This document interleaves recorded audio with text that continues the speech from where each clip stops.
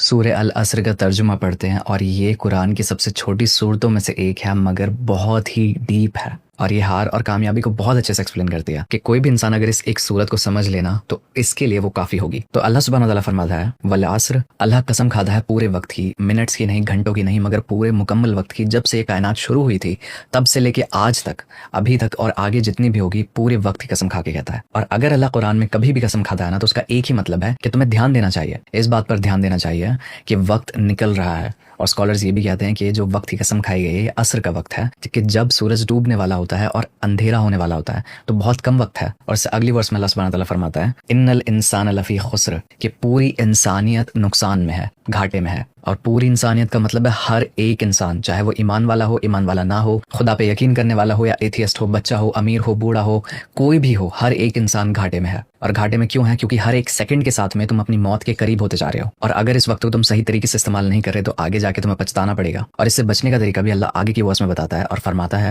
الا الذین آمنوا، سوائے ان لوگوں کے جو ایمان لاتے ہیں۔ ایمان صرف اللہ پر نہیں بلکہ ہر ایک چیز پر، اس قرآن پر، پچھلی کتابوں پر، محمد صلی اللہ علیہ وسلم کے پچھلے جتنے نبی آئے تھے ان پر، جنت پر، جہنم پر، فرشتوں پر، شیاطین پر، ہر ایک چیز پر ایمان لاتے ہیں۔ وعملوا الصالحات، وہ لوگ جو نیک کام کرتے ہیں، عمل صالح کرتے ہیں اور نیک نیت سے کرتے ہیں، ان کی نیت صاف ہوتی ہے اور اسی طریقے سے کرتے ہیں جس طریقے سے اللہ سبحانہ تعالیٰ نے ہمیں بتایا ہے کرنے کے لیے، کیونکہ آپ کے جو عمل ہیں وہ آپ کے ایمان سے الائن کرنے چاہیے، دونوں الگ الگ نہیں ہونے چاہیے۔ وتواصوا بالحق، وہ لوگ جو ایک دوسرے کو حق کی دعوت دیں، سچائی کی دعوت دیں۔ اور اس کا مطلب یہ ہے کہ اگر آپ ایمان والے ہو تو ضروری نہیں کہ آپ اکیلے اس ایمان کو فالو کرو، آپ پہ لازمی ہے کہ اپنے بھائی کو، اپنی بہن کو، اپنے دوستوں کو بھی حق کی دعوت دو، ان کو بھی سیدھے راستے کی طرف لے کے آؤ، کیونکہ ایمان والوں پر یہ بات لازمی ہے کہ وہ ایک دوسرے کا ساتھ دیں، ایک دوسرے کو سپورٹ کریں، بے شک ان کو اس میں پریشانی ہی کیوں نہ ہو، اور اس کا بدلہ اللہ دے گا۔ اور اس میں سچائی کے لیے بولنا ہے اور ظلم کے خلاف بولنا ہے، انصاف کے ساتھ کھڑا ہونا ہے۔ وتواصوا بالصبر، اور وہ لوگ جو ایک دوسرے کو صبر کی دعوت دیتے ہیں۔ اور کیونکہ پہلے آپ نے لوگوں کو سچائی کی دعوت دی تھی تو سچائی پہ چلنا اور حق کے ساتھ کھڑا ہونا آسان نہیں ہوتا، تو اللہ سبحانہ تعالیٰ بہت ہی خوبصورتی سے